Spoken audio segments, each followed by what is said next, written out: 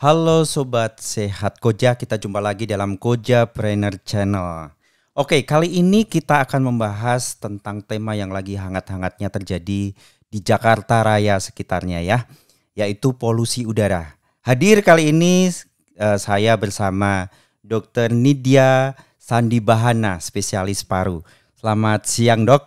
Selamat siang, Dokter. Iya, gimana kondisi? Baik-baik? Alhamdulillah. Oke. Kita kalau membahas tentang polusi udara ini kan kita ya terjadi dan kita hidup di Jakarta gini ya. Kira-kira penyebabnya atau sumber dari polusi udara itu apa ya, Dok? Baik, Dokter Agus. Jadi kan polusi udara ini artinya adalah terjadi pencampuran partikel dan gas yang sebenarnya mungkin berbahaya tercampur di atmosfer. Nah, gas ataupun partikel berbahaya ini sebenarnya ada dibedakan berdasarkan sumbernya, kemudian berdasarkan unsur kimianya, berdasarkan ukuran, serta berdasarkan setting nanti tempat terjadinya pencampuran gas dan partikel ini di udara. Kalau berdasarkan sumbernya, polutan atau penyebab dari polusi udara ini itu ada yang bersifat primer, yaitu sumber polutan akan langsung mengeluarkan polutan ke atmosfer. Sementara kalau yang sekunder adalah polutan itu terbentuk dari reaksi beberapa unsur di atmosfer. Jadi dia terbentuk setelah sudah ada di udara, begitu, Dok. Kemudian kalau dari unsur kimianya ada yang berbentuk gas dan ada juga yang berbentuk partikel. Kalau yang berbentuk gas contohnya seperti karbon monoksida yang hasil dari pembakaran, kemudian sulfur dioksida, nitrogen dioksida, ozon. Untuk yang partikel nanti akan dibedakan berdasarkan ukurannya. Biasanya berukuran sekitar 10 mikrometer, semakin kecil 5 mikrometer, 2,5, seperti itu, Dokter. Kemudian kalau berdasarkan tempatnya, Dok, tempat terbentuknya polusi udara itu bisa terjadi di dalam ruangan atau kita sebut dengan indoor air pollution. Itu biasanya disebabkan oleh proses pembakaran di dalam ruangan, misalnya memasak, pemanasan, pengasapan, seperti itu, Dok. Atau terjadi di luar ruangan, disebut juga dengan outdoor air pollution, biasanya disebabkan oleh asap kendaraan bermotor, industri, pabrik, dan kebakaran hutan. Seperti itu, Dokter Agus. Oke, kalau tadi kan ada beberapa ya, primer, terus kemudian berdasarkan partikel atau gas, kemudian outdoor, indoor. Kalau kondisi polusi udara di Jakarta ini masuk kategori yang mana, Dok? Jadi untuk bisa tahu kondisi atau kualitas udara di suatu tempat, biasanya informasinya akan disampaikan dalam bentuk indeks polusi udara atau ISPU, indeks standar polusi. Ada parameternya. Betul, Dok. Nanti yang diukur itu tadi yang saya sebutkan beberapa parameternya, yaitu sulfur dioksida, nitrogen dioksida, ozon, karbon monoksida, dan partikel. Nanti kalau sudah diukur kadarnya dalam udara, biasanya mereka pengukurannya akan berkala, Dok. Berkala setiap berapa jam. Kemudian akan ada kesimpulannya, ada nilainya. Itu yang disebut indeks itu. Nanti nilai rentangnya ada dari 0 sampai 50 itu disebut udaranya sehat.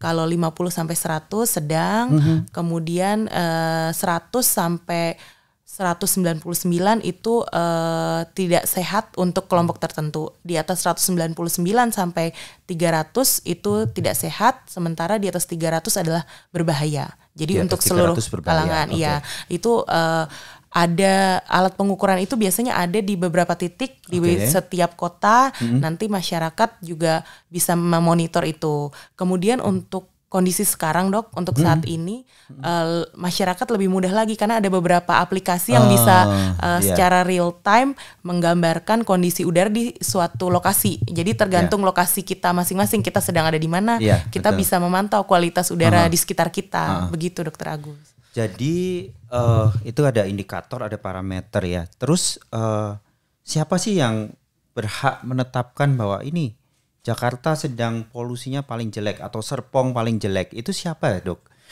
Kadang saya baca berita itu ada yang satu sisi dia mengklaim, loh tempat kami nggak bagus kok, oke aja, tapi di berita sini katanya paling jelek. Nah itu sebenarnya siapa sih yang berhak menentukan bahwa satu kota itu sedang terjadi polusi udara atau enggak, itu gimana?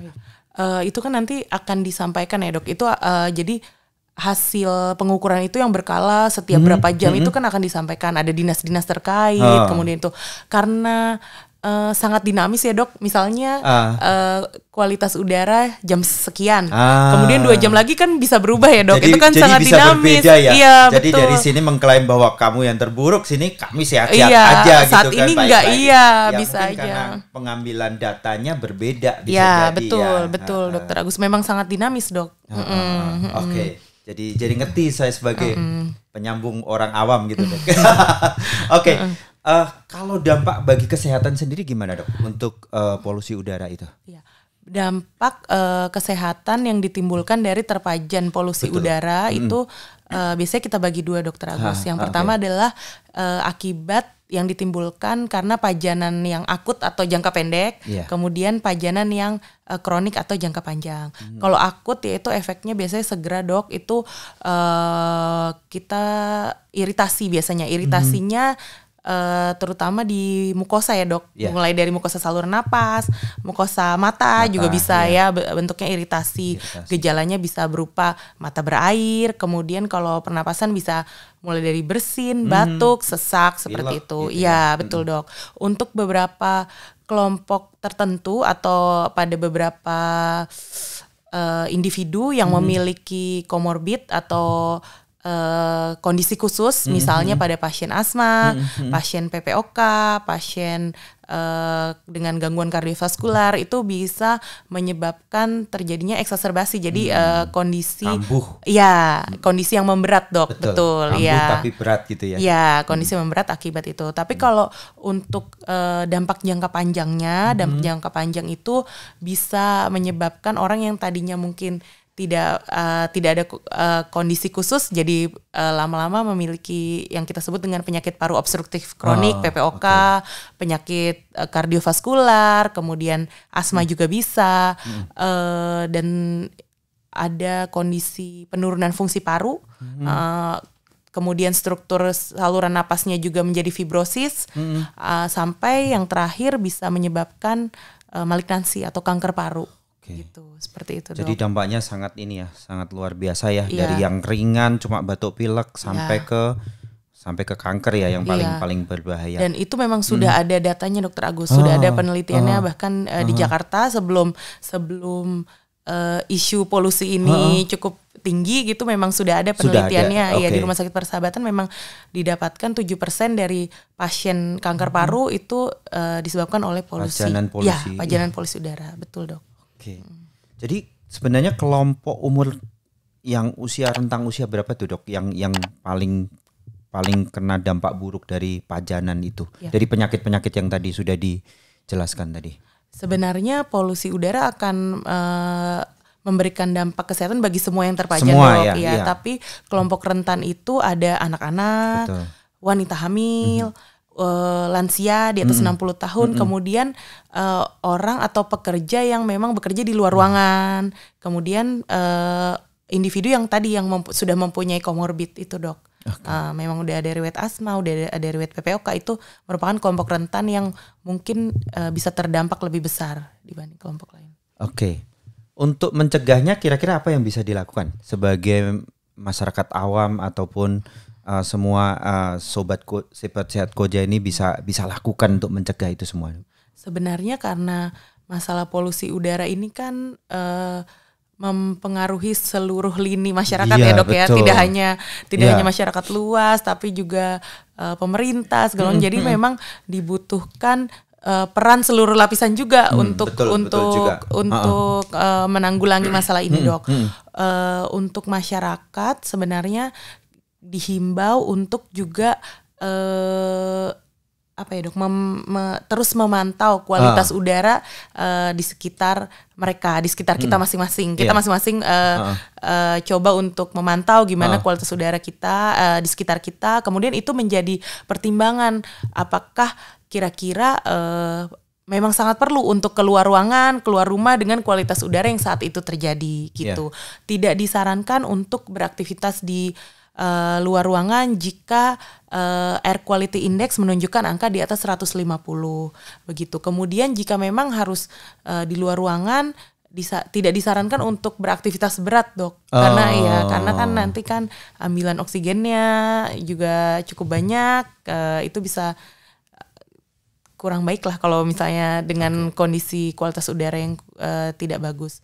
Kemudian kalau memang terpaksa beraktivitas di luar rumah pada kondisi udara kurang baik, disarankan untuk memakai masker.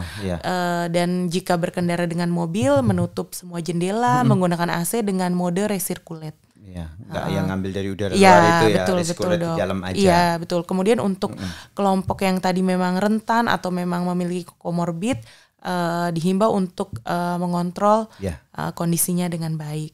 Demikian, Dok. Polusi udara ini kan banyak sekali nih ya, pasien-pasien mungkin di Rumah Sakit Koja ataupun di rumah sakit yang lain juga angka batuk pileknya meningkat ya, kunjungan karena batuk pilek.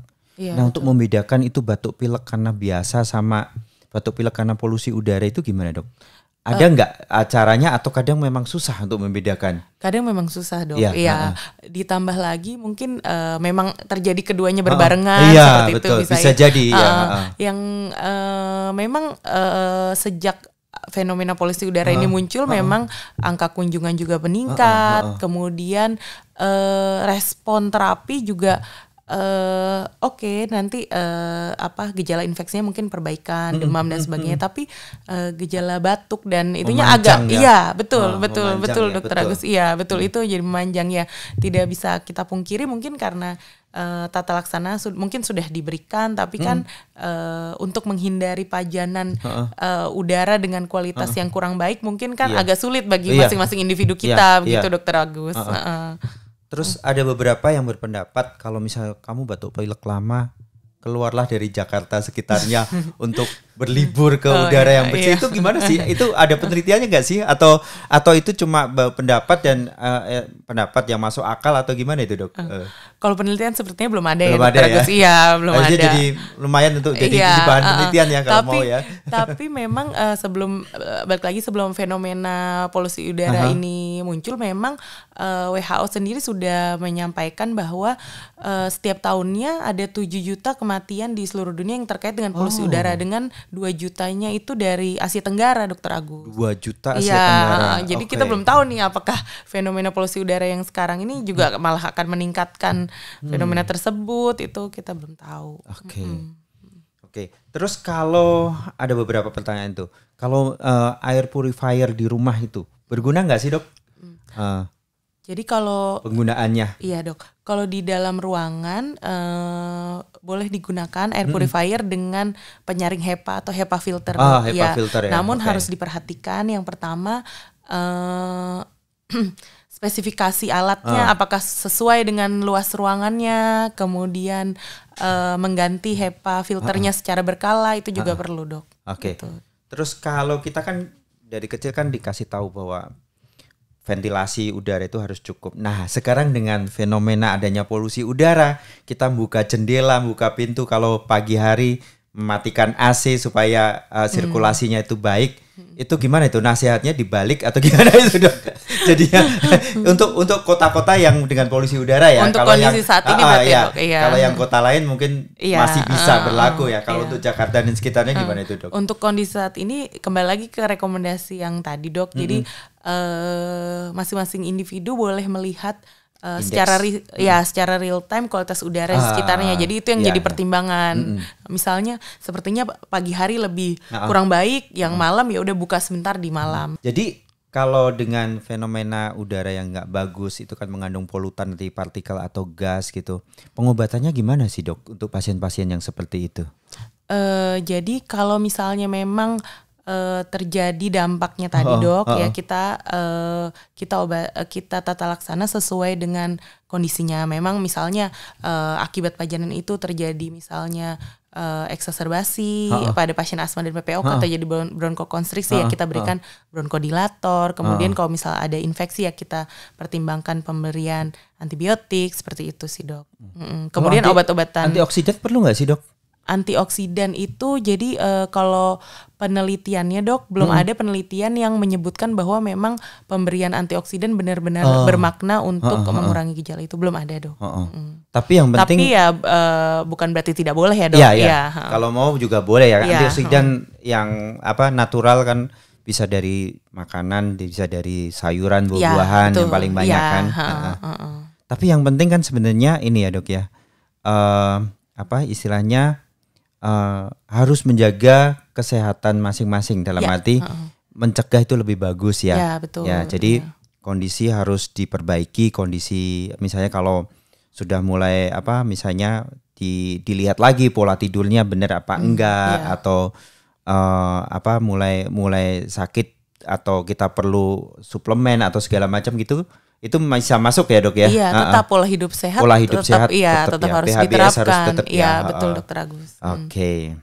Oke dok, ini sebagai penutup ya, kira-kira pesan apa yang bisa disampaikan kepada masyarakat di dalam situasi yang Jakarta sekitar, terutama untuk sobat sehat Koja yang di Jakarta dan sekitarnya, kira-kira pesan apa yang bisa disampaikan take home message-nya? Silakan dok. Iya, baik dok.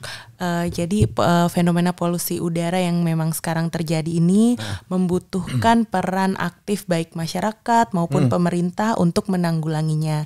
Bagi kelompok yang memang tadi saya sebutkan mungkin rentan terhadap pajanan polusi udara ini, maka diharapkan untuk menerapkan pola hidup sehat, kemudian memonitor ketat kualitas udara sekitar ya, dan kemudian memang kalau misalnya sudah mengalami gejala yang ke arah dampak akibat pajanan polusi udara, segera memeriksakan diri supaya dampaknya tidak menjadi berat begitu dok, kondisinya tidak terlalu berat. Demikian dok, mudah-mudahan kita dapat segera menanggulangi ini dan tetap bisa tetap sehat untuk masyarakat Jakarta dan sekitarnya gitu dokter Agus. Oke, sobat sehat Koja, hari ini kita banyak sekali mendapatkan ilmu ataupun pencerahan dari Dokter Nidia, spesialis paru, dan semoga itu semua bermanfaat bagi kita semua.